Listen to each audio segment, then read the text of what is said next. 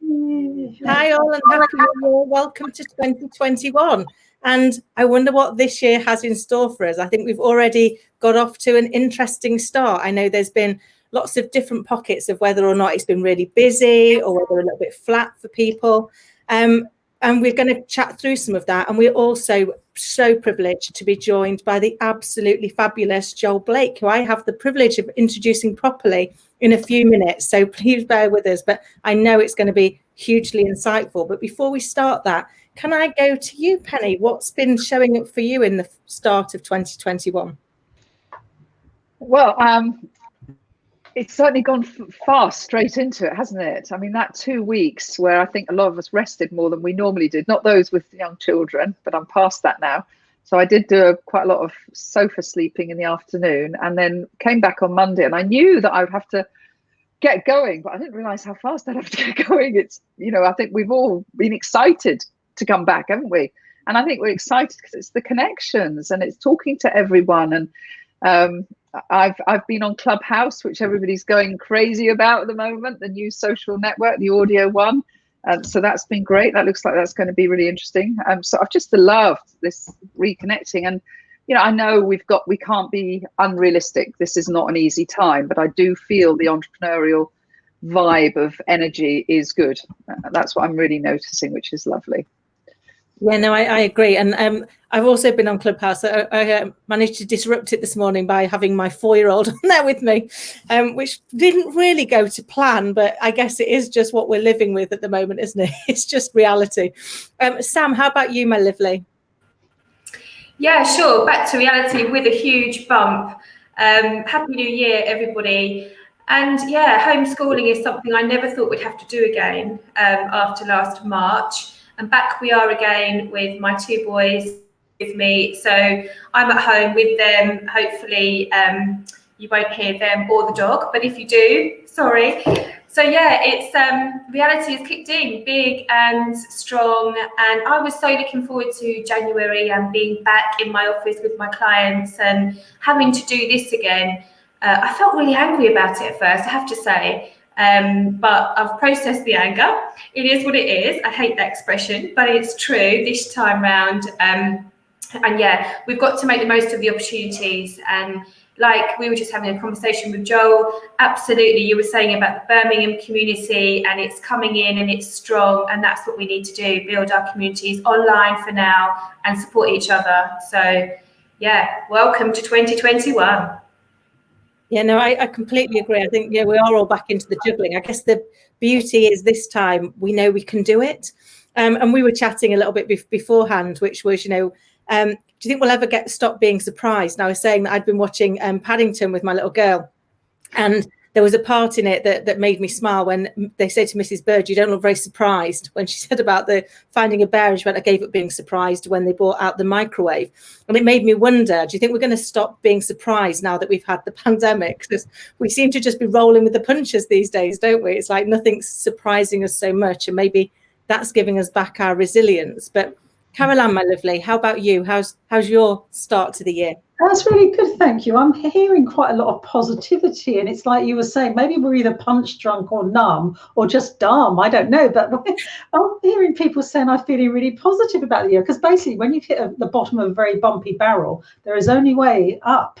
So I think a lot of people are thinking, okay, bring it on, you've given us the worst, we're going to carry on anyway. And I see this time of year as a bit fallow anyway. January, February is a funny time, but I like to think of it as those bulbs underneath the cold winter ground. They're ready to burst into life in spring, and that's how we all are with our businesses at the moment. It's all there, all the goodness is there, all the ideas, all the big display, the floor display is about to happen, but right now it's about consolidating, looking after ourselves, getting ready for that spring, that new beginning. And I'm just hearing lots of good stuff. Yes, it has been tough, it is really tough to keep going, but I think what this year has given us is a sense of resilience, and we've had to draw on some very deep, dark places, and here we are still smiling, carrying on, and that's the great spirit of the business community and the British spirit, I think, as well. Oh no, I love it, and it's so true. We do all pull together, don't we? And I think there is that piece, I guess, that we've been thinking, well, anytime now it'll get better. And I think having gone into another lockdown, we're just going, actually, this is where we are. So we may as well just get on with it and really start to push forward with the ideas that we've had and really grow our businesses. And it's great to see communities coming together. And that brings me very nicely onto our amazing guest. So where do I even start in introducing you, Joel? I'm going to not do any justice to the amazing background that you've got, but Joel Blake OBE is a multi-award winning businessman, public speaker and corporate advisor. He's got a passion for diversity and inclusion and also for fintech. He's currently president of the Commonwealth Chamber of Commerce, a fellow of the National Centre for Entrepreneurs, non-exec director of 2 companies, and CEO and MD of 2 other organisations. I mean, where do you even fit it all in, Joel, to actually pull all of that together? But you're bound to be able to give us some amazing insight on small businesses and what they can be doing right now to really thrive in the current environment. Well, firstly, thank you very much for inviting me to come on today, and it's a pleasure to spend some time with you. And Happy New Year to you and all of your listeners and viewers. It's sometimes when you hear your own bio, you think, is that really me? I must have a twin brother somewhere or not. But I think all the stuff that I do and all the stuff I've always done has always come from this passionate place of inclusion. For me, your difference makes the difference, and I mean that right across the board. So for me, I've always seen business as a vehicle to create that sense of inclusion and community. And so from the kind of technology work that I'm involved in, from the community work I'm involved in, the wider Commonwealth stuff that I'm involved in, it's all about trying to build that sense of inclusive community where everyone's treated for who they are, not what they are. And that kind of spiritual connection, I think, is so important. And especially in these times that we're in now in the world, we need to connect back with that human spirit and that sense of community that you started talking about earlier. So whilst it can be busy and some days I'm thinking, right, what am I doing today? The reality is that as long as you know what your value is and your core center is, that will manifest itself in so many different ways. So yeah, it's a challenging time at times, but I love it. I love it, and your passion obviously really carries you through. I love that your difference makes the difference, because I think that's so true, isn't it? We're all unique, and these days we unfortunately do live in a bit of a despair and compare society, and we can sometimes forget that our uniqueness is actually our strength, not our vulnerability. So is that something you see much in kind of the organizations that you work with? Absolutely. I think, from a fintech point of view within that particular business there, historically tech has not been the most inclusive industry to work in, particularly towards women, particularly towards people with a disability, and particularly people of various different race and cultures. But I think within that, there's an opportunity to change the narrative, because technology is created by human beings. It's not the other way around, right? So how do we create a state where we can bring all that difference together and then use technology in order to create positive change for all? So that's kind of the approach I take on that perspective. And that's why the difference does make the difference, because that richness of ideas, that richness of expertise, that richness of humanity coming together using technology drives the innovation that creates change for all.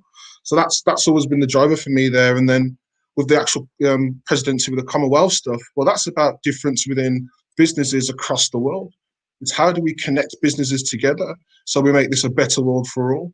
And it's not some kind of kumbaya, let's sit around a campfire and toast marshmallows approach. To me, it's a reality. I remember when I was younger, I was, my mum would have 2.5, 3 jobs, depending on what life was like at the time. And I used to be sat by the lady upstairs, who was an old Scottish woman. And I'm talking like 6, 7 years old. And I've got this Scottish woman with a thick Glaswegian accent that I could hardly understand, caring for me as an individual person and treating me as if I was her own son, albeit for a couple of hours on an evening. So for me, the way I think and the way I am has been embedded in my own practical and life experiences. And so when I come into this kind of politicized, economically charged, divisive world, I made a commitment a very long time ago that I'm going to be the rebel in the suit that disrupts everything that I get involved in, because I know where I'm coming from. I'm not trying to do it to be Mr. Joel Blake. I'm doing it because I genuinely care that we all have the opportunity to add value. But we need to create the state where everyone can feel they can bring the value on their own terms. So that's where I feel I think that's what's been missing for so long. And I think the last year has shown that we need to get back to that state. Oh, I love that. That's so true, isn't it? I think it is, it is humans that create the technology, and it's humans that the technology is serving. So if we can bring all of the humans in to help design and advise on what that needs to look like, we're going to be better at being inclusive. And my granddad was Glaswegian, so I know what it's like after accent. I feel your pain. I know that you had a question to ask. Yeah, I find this. Well, there's a lot of things that you said there, Joel, that I really want to pick up on, and I think that it might all become encompassed in this question. But this whole diversity and inclusion agenda, for us, just for all of us, how do we really get into it? How do we? So I'm particularly interested in this Commonwealth agenda that you have, because obviously with Brexit, the Commonwealth is even more important to us than ever, isn't it? Is that the right way of thinking about it? We've got to reach out even more. How do we, so me sitting here in Farnham in my little bubble, how do we contribute to that and help them on the mission of that? So let's be kind of honest and serious for a moment. Every single person in this world has prejudices. We're prejudicial about what we like, what we don't like, the food we like, the people we hang around with, music we like, etc., etc. Where it becomes an issue is when prejudice becomes discriminatory, because that's when it starts to become a negative thing and starts to have the negative impact and create the negativity that we all experience in some shape or form. So I think we have to acknowledge that we all have differences from the very beginning. What the blocker that actually stops us moving forward when it comes to diversity and inclusion is having those honest conversations from that perspective. We don't always come into the same room and say, you know what, I don't understand that. This is what I think, and forgive me if I sound like an idiot when I say it, but this is why I think it. And having that honest dialogue and conversation is the starting point. It won't solve everything, but it will start the opportunity, or will create the opportunity to have a better conversation.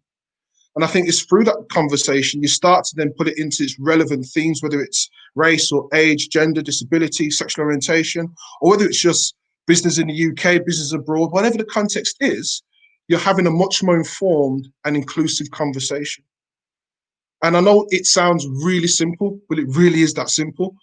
What we do, we tend to put our own egos in front of that kind of common sense to say, well, look, let's just have a conversation.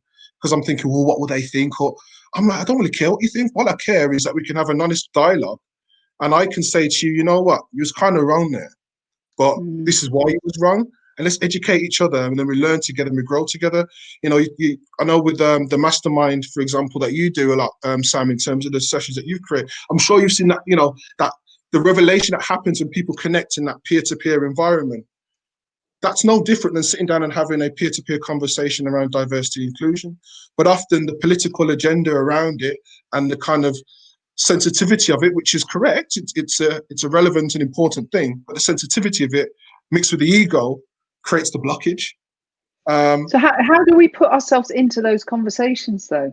How do we reach out? So reach out. So, for example, if you had a specific question around diversity and inclusion, who would you go and talk to about it? Would you go and talk to your friends? Would you go and talk to your colleagues? Or would you go and find the person who you want to talk, who actually would have the knowledge or the understanding or the experience? What's stopping you finding that person?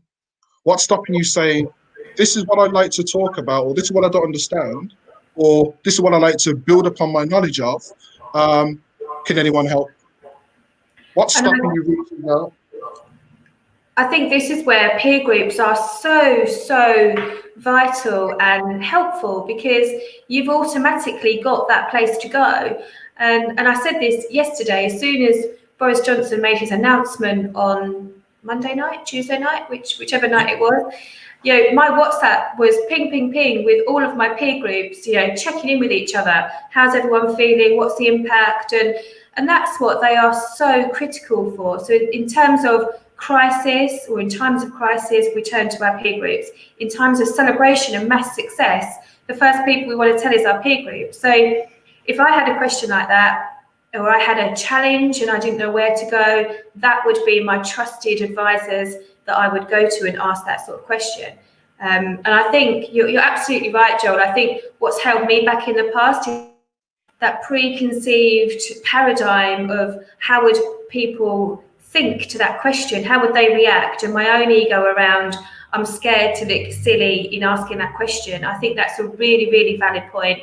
So just to go to somebody you trust and say, hey, I'm not sure about this, help me. And from a business point of view, I mean, when I started my first business when I was 19. So I set up I didn't know it was called a social enterprise, but basically I got a group of my friends. We went into local schools and delivered workshops to kids at risk of exclusion. And we just did it. We didn't really want to earn much money for it. We just had a passion for wanting to help kids from the areas that we were growing from. So I remember going in and, you know, hooded top and Nike Air Max trainers and saying, look, I understand how these kids think. I understand what they're going through. I understand the challenges.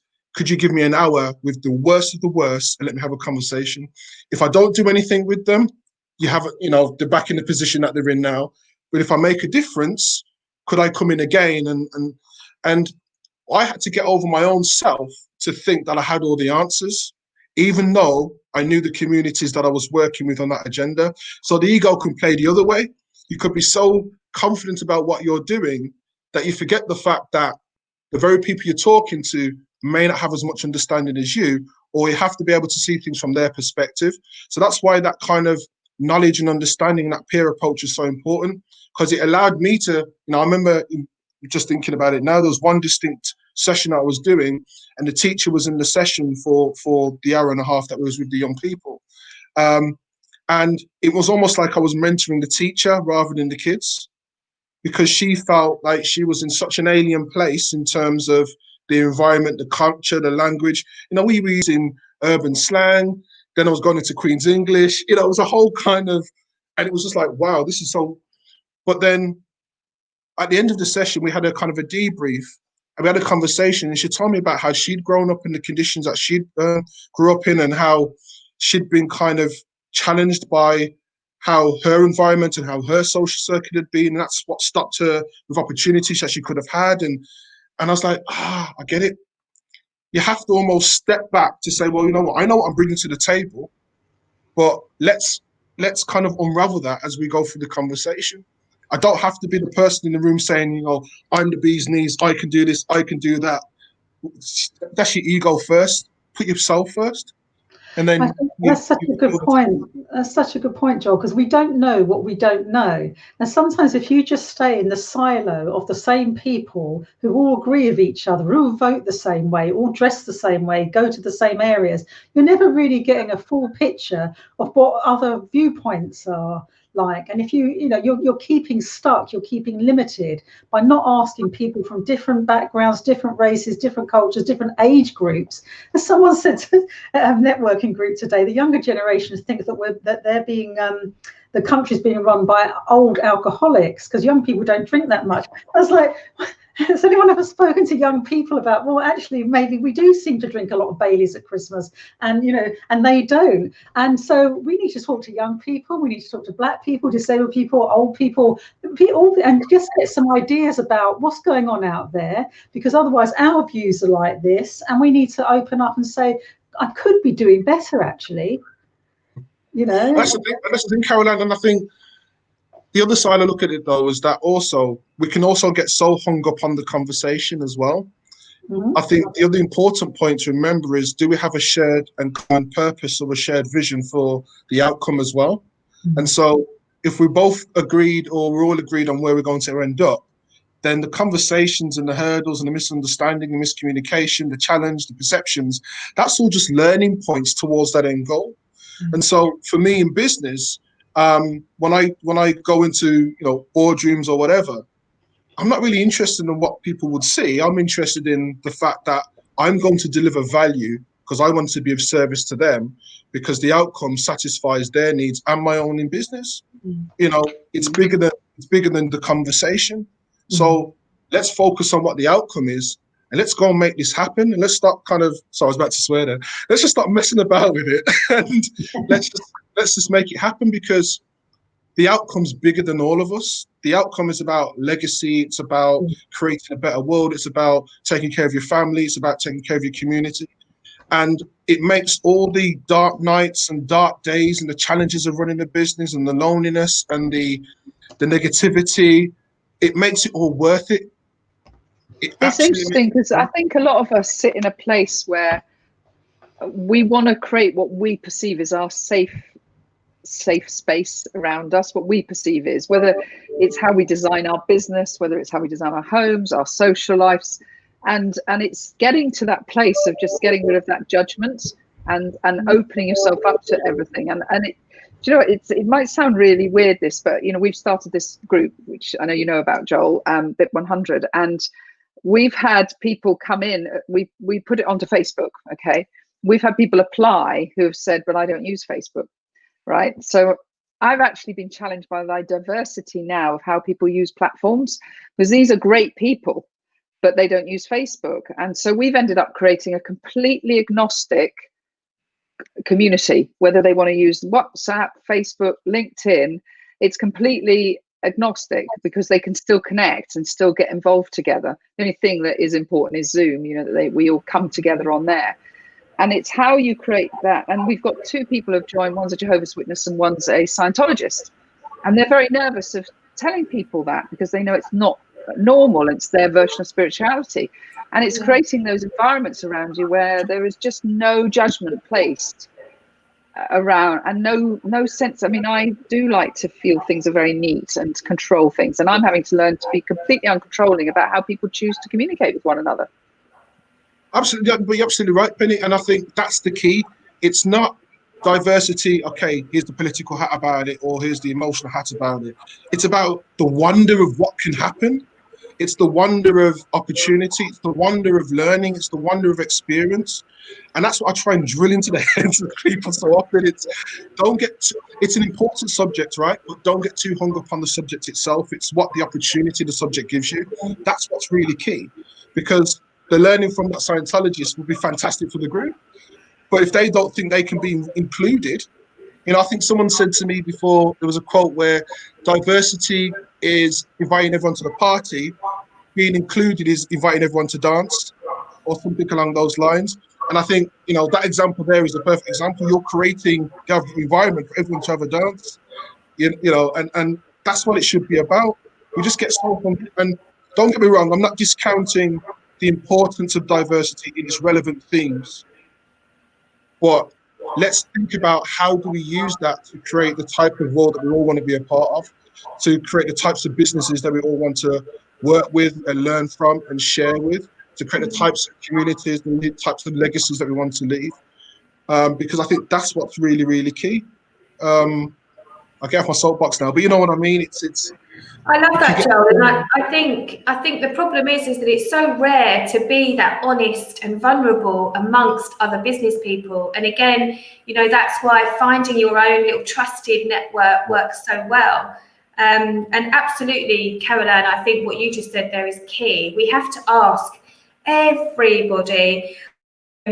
A peer group session the other day when we were going down this route of solving a challenge for somebody, and then all of a sudden I said to one of the members, "You've been really quiet, you know, are you really thinking about?" And he went, "No, I think you're absolutely all raving mad and wrong." And he was a millennial, and none of the rest of the group were. And what he gave us was his perspective on it, and he was absolutely right. But we hadn't looked at it through his paradigm, we just looked at it through our own. So it was critical that he was there with us. Yeah, absolutely, but I think that honesty and vulnerability side, it starts from understanding one's own journey as well, and being connected with oneself and being honest and realistic about the journey that you've been on. You know, obviously I won't have enough time to go through my whole journey, but the one thing I've certainly learned is that it doesn't matter about where you come from, it's about where you're going. yeah. And it's about making sure you embrace everything that you've gone through, good and bad. And that takes a lot of emotional intelligence to do so, and a lot of honesty, and a lot of embracing of that vulnerability. But when you do that, it's such a liberating thing, because you're not really fazed about what, you know, you talked earlier about Kim Adele, about resilience, about how people are feeling this year. For me, I'm one of those people be like, okay, next. Because the reality is I can't control everything, but what I can control, I'm damn sure I'm going to be the best that I can with it. and I will clear the pathway or create my own path to make it happen if I can't see it, you know, and I'm unapologetic about that. I will be an animal about that because I know what the purpose is and I know what the end game is. I'm not going to be disrespectful to anybody else. I'm not going to step on anyone's back to do it either. But I'm very clear about either you jump on my train or you get out of my way, because that's where I'm heading. But I'm doing it with as much authenticity and honesty and as care as possible, because I know what it's like when you don't get that. And I know what it's like when you need that. And I know what it's like when you're the only person who can rely on you to give yourself that. And that's such a difficult place. When as entrepreneurs and as business owners, we go through that every single day. And so if we can help each other in communities to do so, then amazing things will happen for us all. Oh my goodness, Joel, we could literally talk to you all day, and I can't believe the time's just disappearing. Already, bloody hell. No, the fact that, you know, you've given us already so much great advice, like seek to understand. So, you know, if we're going to everything seeking to understand, we're going at it from a good place, and also staying true to our values. You know, it's there's a quote I love, which is, "It's okay to disagree, but not to disrespect."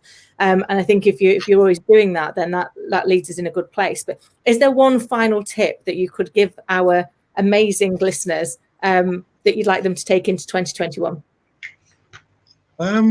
Really great question. I think if I really just encapsulate everything that I guess I've learned in my own experience, for me, it's about be willing to learn the lessons you don't want to be taught. I love it. That's the key for me, because there's some wonderful learning in that, but there's a lot of pain and sacrifice you have to go through to get that learning. But that learning is priceless. So yeah, take the lessons you don't want to be taught. I love that. That's amazing. Penny, follow that, love. Well, I'm going to pick up on it because it's absolutely true. I love the saying I heard is that your dream's at the other side of your comfort zone. And I think what all of us have learned last year, and I learned many years ago over a number of years, is that we have to take ourselves out of our comfort zone and push ourselves positively in the direction that you feel in your heart you want to go in, not because you're comparing with others. So that's what I would say. Oh, I love it. Great advice. Thank you so much. Sam, my lovely. I think I'm probably going to say something that I said last year as well, but that I think it's really key right now, especially after the announcement, is just focus on your circle of influence. So we can't control everything right now, like Joel said earlier, but what we can control is our own actions, behaviours and mindset. I love it. It's so true, isn't it? You've got to control the things that are in your gift and let the others go. They're not ours to worry about. Caroline, my lovely, how about you? Yeah, I'm going to do a big intensive month with my CC club on decluttering, and I'm not just the stuff you see on the walls behind me, but all the things that aren't working in your life. If you can get rid of them, it makes space for the new. And that means old ways of thinking, negative thoughts from the past coming back to haunt you, being stuck in your ways, like we said earlier, learning the lessons we don't want to be taught. So I'm really hoping people clear the space to make way for the new. And that's what, and that physical and mental and emotional space. Oh, I love that. I love that. All great advice. It's been such an amazing chat. People have been loving it. So Susan, Sharon, Liz, thanks for all your comments. It's great to have you along with us. Joel, it's been an absolute delight. Could literally chat to you all day. I can't believe that our time is nearly going.